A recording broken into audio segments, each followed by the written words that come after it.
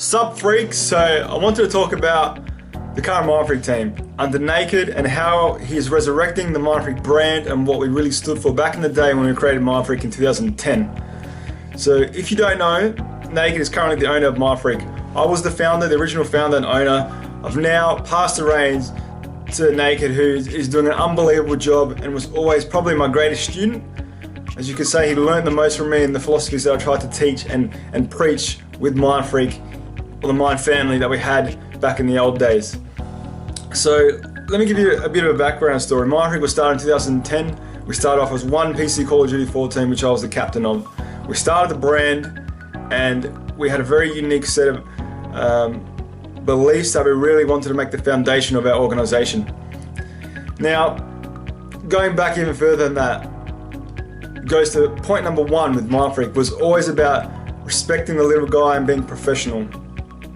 We understood that our fans was the most important thing. If we wanted to grow a brand and be successful and have a following that we can actually, start to generate income, make this sustainable, get the players further and make it a career for them and really further Australian esports and Australian Call of Duty, we had to be professional, we had to treat everyone with respect, and we had to basically be professional sports players, because at the time a lot of gamers or esports people were just literally just behaving like gamers. So they were talking trash on forum, talking trash on social media, talking trash in game. They didn't respect anyone. It was just for fun playing the game. But we always had the belief that we wanted to take this a step further and be professional.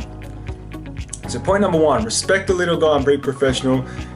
And one reason why that was so important for me was I remember being a PC pub noob and joining pub before I created Mindfreak. And I was a nobody, and I saw an Australian player there who will remain nameless, who I looked up to, and I knew he was from Adelaide as well.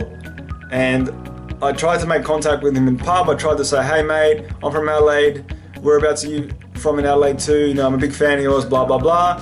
His exact response to me in pub was, F off scrub, don't talk to me. And I remember that day vividly. And I remember swearing to myself, I'm going to make a team one day that's not only going to compete with you, but it's going to beat you and it's going to show you how it's done. And months later, that actually happened. So that was a big motivation in me developing number one, developing Mindfreak, and developing our philosophy to sort of be the people's organization, the people's team. Number two, that sort of stemmed into creating a family atmosphere within the organization. So everyone was there to support each other. We were very close knit and always had each other's back. Sometimes it didn't work in our favour because it became a bit of a us against them mentality. But if we had an Xbox team playing and being streamed, for instance in our voiceover we would have the Call of Duty, PC Call of Duty team, we'd have the CS team, we'd have the League of Legends team, everyone would be in there watching each other. And for any other team it would be the same thing. So that's sort of where our Mind family terminology came from, and we started calling ourselves the Mind family. So number two, have a very close-knit organization and team around you and people that you really trust. Number three was be different and lead the way. We always wanted to be leading the scene in terms of content. I think we were the first team in Australia actually have like MFTV and actually start video streaming. At the time, I don't think anyone did that. No one took social media seriously. No one really had a Facebook page that they were pushing, Twitter, YouTube. We were the first team to really start pushing that and pushing that sort of content really heavily towards you guys, the fans.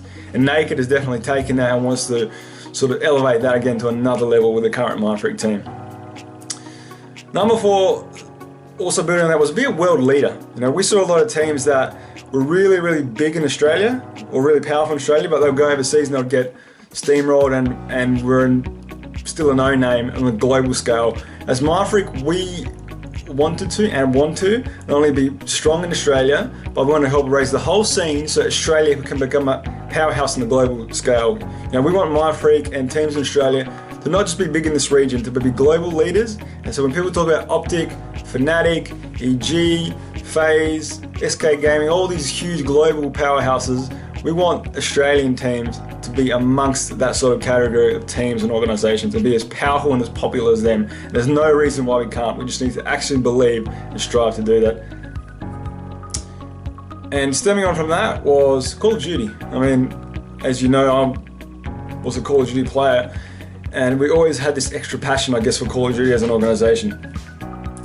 I truly believe, and believed back then, which is why I sort of had this extra thing for Call of Duty, was that if one game has a real possibility to penetrate the mass general market for esports, it's Call of Duty. Why? Because it's the biggest, highest selling entertainment piece of all time, and it's easy to relate to. I mean, I love a lot of other esports games, but if people watch those games, a general person that has no idea about esports, it's very hard for them to relate to some of these games. They don't know what's going on, the mechanics and the general gist of the game. Whereas Call of Duty is easy.